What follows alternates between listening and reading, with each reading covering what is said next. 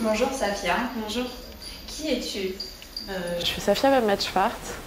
Je suis artiste, écrivain, dessinatrice, philosophe, danseuse, étoile et éditrice. Tu as créé la maison d'édition Bemmet+Schwartz. Est-ce que tu peux nous raconter cette histoire plus en détail? Alors j'ai monté Bemmet+Schwartz il y a 2 ans.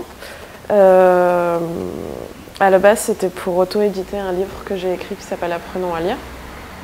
Et puis finalement, cette structure, elle me permet d'éditer des personnes qui sont complètement différentes, de créer le livre de rêve de chacun des artistes que je choisis d'éditer et de faire, de vivre cette histoire ensemble, de produire le livre, de le penser, de le produire et ensuite de le mettre en avant lors d'un événement. Alors, le 1er juillet 2012, tu as publié Idylle, un recueil de dessins où tu contrastes le rêve et la passion.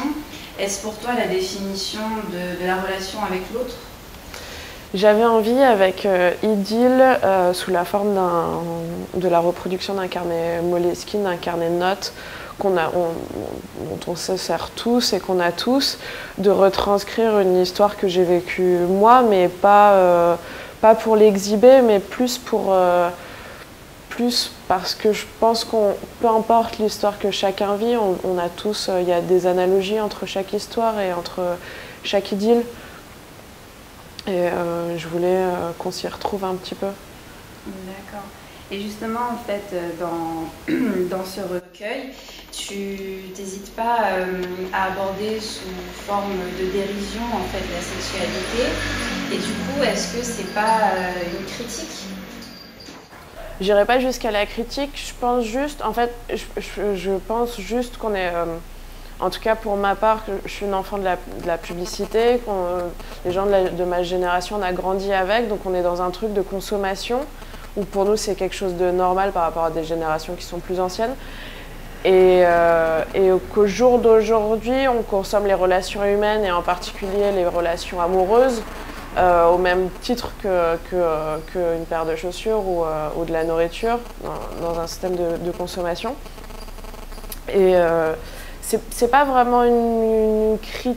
Non, c'est pas vraiment une critique, j'irai pas jusque-là. J'essaye juste d'exacerber ces comportements-là et de les analyser. Les relations amoureuses, c'est vraiment un de mes thèmes de prédilection. En fait, je trouve et je pense que les nouveaux moyens de communication et les nouveaux médias nous ont changé la proximité qu'on pouvait avoir avec l'autre et donc ont changé les rapports amoureux et que l'écran, que ça soit du téléphone ou de l'ordinateur, a un peu remplacé et changé, perverti la relation qu'on pouvait avoir à l'autre, que les relations elles vont super vite parce qu'il y a une sorte d'intimité qui se crée, alors qu'avant c'était une intimité physique qu'il fallait créer et qu'il fallait mettre en place petit à petit pour tomber amoureux. Là on peut tomber amoureux super vite en s'envoyant des messages ou en se voyant à travers une webcam, donc à travers un écran. Et avec Idylle, ce que je voulais, c'était un peu retranscrire cette intimité sur un médium qu'on connaît tous, c'est-à-dire un livre et un carnet, enfin un livre-carnet, quelque chose de un peu post-moderne, de reprendre un médium ancien, entre guillemets, et traiter de ces rapports un peu charnels, exacerbés, à la limite du porno. Je crois qu'au jour d'aujourd'hui, le porno, c'est un truc qui s'est banalisé, que c'est présent dans toutes les relations amoureuses, alors que c'était une catégorie de sexualité avant.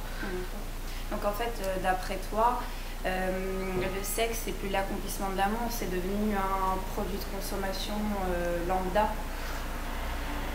C'est devenu un produit de consommation qu'on ne paye pas forcément, mais c'est quelque chose qui se consomme, dont on a besoin. C'est un besoin qu'on se crée beaucoup plus que le besoin physique qu'on peut avoir.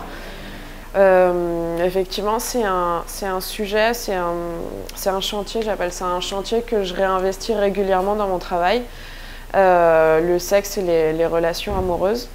En fait, quand j'avais 15 ans, je suis partie en vacances avec ma mère dans un camping dans le sud de la France. Et un soir, dans une fête foraine, j'ai rencontré un jeune homme qui me plaisait beaucoup, mais qui habitait dans la ville d'à côté. Le lendemain matin, j'ai pris mon vélo pour aller dans cette ville. Sauf que, à force de pédaler sous le soleil, à un moment, j'étais un peu fatiguée, donc j'ai fait du stop.